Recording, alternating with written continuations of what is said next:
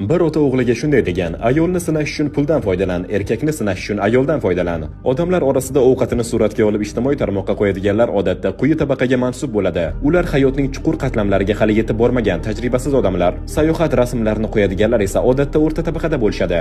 Ular endigina yeyish-kiyish muammosini hal qilgan bo'lishadi. Haqiqiy boylar esa farzandlariga inson tabiatini chuqur tushunishga o'rgatishadi.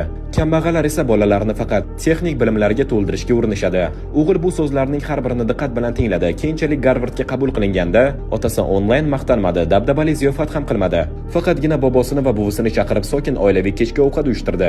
O'qishni tugatgach, o'g'il o'z biznesini boshladi. Tez orada millionlab pul topdi, uy va mashina oldi. Ammo bayram kunlari uyga qaytganida otasi hali ham qo'ni-qo'shniga va qarindoshlariga shunday der edi: "Uy ham, mashina ham kreditda, har oy arang to'laydi, qiyin hayot." Bir kuni o'g'li jahli chiqib so'radi: "Dada, nega boshqa otalar farzandining muvaffaqiyatini ko'klarga ko'taradi, siz esa doim kamtarlik qilasiz? Nima, men bilan faxrlanmaysizmi?" Ota xo'rsinib javob berdi: "O'g'lim, men qanday his qilishim mumkin emas, muhimi sen tushunishing kerak. Inson yuragi murakkab, kambag'al bo'lsang hech kim e'tibor bermaydi, boy bo'lsang uzoq qarindoshlar ham seni izlab keladi.